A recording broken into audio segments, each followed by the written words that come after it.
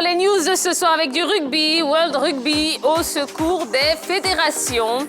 La Fédération internationale de rugby va distribuer 65 milliards de francs CFA aux fédérations sportives face à la crise sanitaire.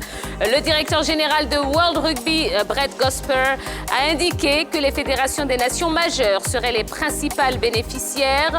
Au total, seulement 30 fédérations sont concernées par cette allocation. Du basketball NBA vers le retour du play-in en 2021. Mise en place l'été dernier lors de la reprise NBA dans la bulle d'Orlando, le play-in tournament pourrait être de retour l'année prochaine avec quelques changements. En effet, la version 2021 de ce barrage pour les phases éliminatoires pourrait désormais inclure les équipes positionnées de la 7e à la 10e place à l'ouest comme à l'est, avec donc les deux dernières places qualificatives pour les playoffs en jeu. Et puis, toujours en NBA, les Golden State dévoilent leur nouveau maillot. Les Warriors ont présenté leur maillot City Edition en l'honneur de la ville d'Auckland et de l'équipe We Believe de 2007. Les couleurs et styles de ce magnifique maillot de style vintage rappellent les maillots portés par l'équipe We Believe des Golden State Warriors, qui en 2007 avait notamment éliminé la tête de série numéro 1 de l'Ouest, les Dallas Mavericks, du MVP Dirk Nowitzki, au premier tour des playoffs. Et puis, bonne nouvelle pour Charles Abouo qui prolonge jusqu'en 2022. Arrivé au Portel pour une quinzaine de jours de séances d'entraînement avant d'être recruté comme pigiste médical pour pallier l'absence de l'arrière nigérian Michel Oumé, blessé au genou. Noé Charles Abouo vient d'être prolongé par sa direction. Titulaire pour sa première saison en Pro A, l'international ivoirien de 30 ans a réussi à convaincre son entraîneur Éric Girard sur son potentiel et son expérience du haut niveau. L'ancien de Fos-sur-Mer reste sur une moyenne de 9,8 points, 3,5 rebonds, 73% de réussite au shoot et 12,5 d'évaluation en 20 minutes de jeu. Un mot de boxe à présent, Fury choisit son prochain adversaire. Après avoir zappé la possibilité d'un troisième combat contre Deontay Wilder, Tyson Fury a annoncé sa volonté de revenir sur un ring le 5 décembre à Londres. Il a choisi d'affronter l'invaincu boxeur allemand Agit Kabayel, l'ancien champion d'Europe et de la catégorie, qui toutefois doit encore signer le contrat. Du football à présent, le plan B de l'UEFA pour organiser l'Euro 2021. Face à la pandémie de Covid-19, l'UEFA réfléchit actuellement à une solution de repli pour organiser l'Euro 2021 l'été prochain. La compétition doit se dérouler dans 12 villes à travers le continent, mais elle pourrait finalement avoir lieu dans seulement 1 ou 2 pays. D'après plusieurs médias européens, la Russie serait un candidat très crédible pour récupérer l'organisation de la compétition.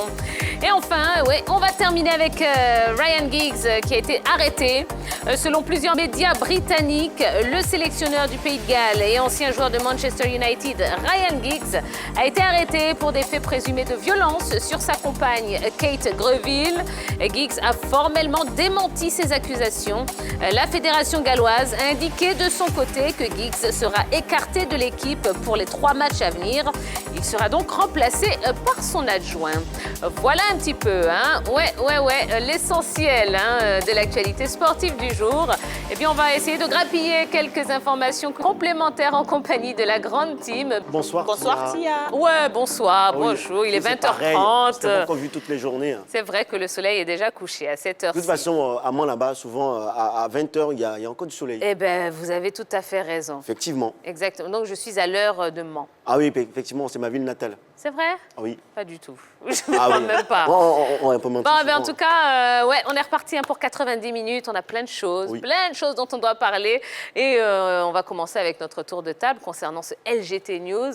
Jojo, qu'est-ce que vous en retenez? Oui, moi, j'aimerais revenir sur l'affaire de Ryan Giggs, l'ancien ailier et milieu de terrain de Manchester United, et qui a été accusé de violence sur sa femme. Franchement, ce joueur qu'on a connu assez calme sur le terrain, assez joyeux, comment il se retrouve dans cette affaire de violence conjugale, vraiment, c'est bien dommage, Même si en ce moment, il nie tout fait de violence sur sa femme. Eh bien, il a été arrêté, ensuite libéré sous caution parce que la police n'a pas encore vraiment de preuves pour l'accuser, pour le mettre en prison. Et moi, je pense que c'est un gros malentendu. Et s'ils arrivent à se comprendre là-bas, tant mieux. Mais en ce moment, Ryan Giggs est accusé de violence sur sa femme qui a en ce moment des blessures sur son corps, mais ces blessures n'ont pas nécessité d'aller à l'hôpital. Mais en tout cas, on ne sait pas qui a violenté sa femme. Violence conjugale, ça reste violence conjugale. Mais on ne sait pas, on ne sait pas. Sa femme ne s'est pas encore exprimée. Et de surcroît, quand on a une personnalité oui, publique, effectivement. on ne fait pas En tout cas, moi, j'espère que ce n'est pas Ryan, parce que sa femme est vraiment blessée.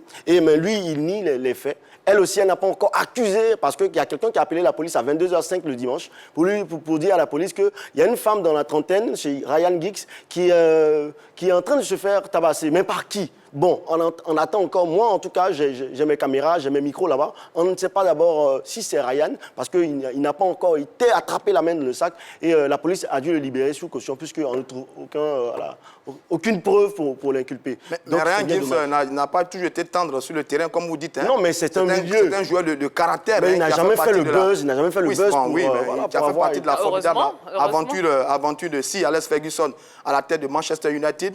C'était un formidable joueur, mais il avait du caractère sur son côté gauche. C'était un garçon parfois difficile. Mais bon, c'est un peu dommage quand même ce qui arrive parce que lui, c'est un monument, du côté de Manchester United. Et en ce moment-là, c'est bien dommage parce que c'est le sélectionneur du pays de Galles et il se verra être retiré de la liste même des sélectionneurs puisqu'il est avec son adjoint. Son adjoint va accompagner, il sera mis sur le côté. Bon, en tout cas... L'équipe de pays de Galles. En fait, les gens du pays de Galles, là-bas, franchement, moi, je ne les connais pas particulièrement, mais en tout cas, je les aime bien parce que... On a bien compris. Voilà. En tout cas, les Gallois. Voilà. L'histoire des Gallois, tout ça. Je vais vous expliquer, mais on va donner ton mission. Moi, je vais revenir. Merci. Oh, dans une autre émission. Très bien. Oui, je vous prends au mot. L'histoire du pays de Galles. Du pays de Galles. Pays de Galles. Dans une autre émission. Dans une autre émission. Il n'y a pas de souci. Très bien. Il n'y a pas de souci. Merci beaucoup. Allez, on poursuit avec vous, Yellow. Oui, alors on va parler de rugby. La World Rugby vient au secours des fédérations, ou du moins de certaines fédérations. C'est vrai que la crise sanitaire a dévasté beaucoup de clubs, beaucoup de fédérations qui reposaient essentiellement sur le sponsoring et sur la billetterie.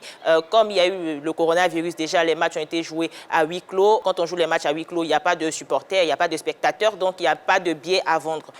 Malheureusement, les fédérations en ont souffert et la World Rugby vient à leur secours. Il faudrait signifier qu'elle vient au secours de 30 fédérations qui composent notamment le top 10, les pays du tournoi des 6 nations, Rugby Championship et puis la NDLR. Il n'y a pas de fédération, à part la fédération sud-africaine, il n'y a pas de fédération ivoirienne. Donc la fédération, la FIR, la non, fédération ivoirienne de rugby, du tout. ne peut pas compter Non. sur cette subvention. Non, les 65 milliards, non, il n'y aura rien pour la Fédération ivoirienne de rugby. Il ne faudrait pas que ça fasse comme au football, on dit que la FIFA envoyait de l'argent et il y a eu des soucis là-dessus. Non, la Fédération ivoirienne de rugby n'aura pas d'argent concernant cette subvention-là. Bon, de toute façon, je veux dire, si dès le début, hein, c'est bien organisé, voilà, tout a déjà été dit, tout est clair. Bon, ben écoutez, tant pis. Hein, voilà. Pas faire la demeure. Est-ce que les pays aussi qui...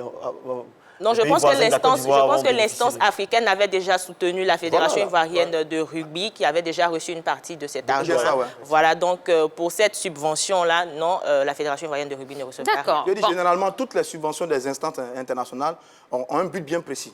Les financements sont donnés pour un but bien précis, c'est bien organisé, c'est bien structuré. Toutes les fédérations le savent ainsi. Chaque financement qui vient a un but précis. Et donc, ce n'est pas surprenant en ce qui concerne donc, la Fédération ivoirienne de rugby. C'est ça, voilà. En gros, ce sont les fédérations qui gagnent le plus d'argent, qui génèrent le plus d'argent. Exactement. Et qui vont bénéficier de cette subvention. Très bien.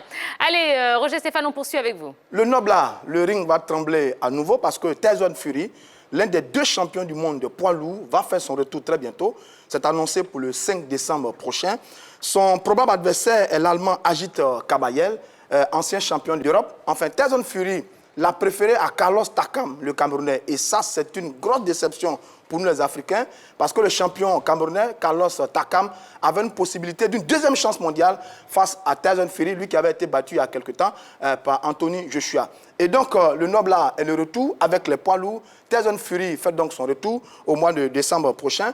On se rappelle qu'il a détrôné il n'y a pas longtemps Deontay Wilder, l'Américain. Face à lui, le combat que tout le monde attend, c'est celui face à Anthony Joshua, l'autre Britannique qui a les autres ceintures des champions du monde, des poids lourds.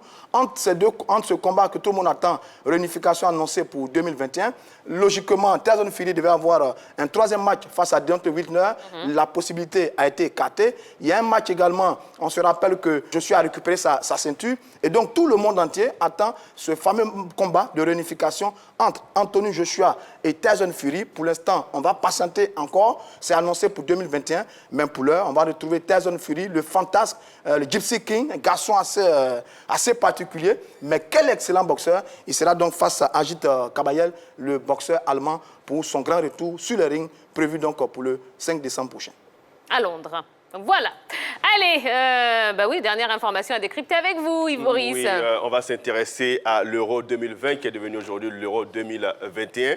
La compétition qui était prévue pour cet été a été reportée pour l'été prochain, donc en 2021. Ce report est dû à la pandémie et cela a mené l'UEFA à réfléchir sur une nouvelle formule pour le déroulement de cette compétition. Elle pourrait revenir à sa formule initiale qui était de voir un ou deux pays accueillir cet événement.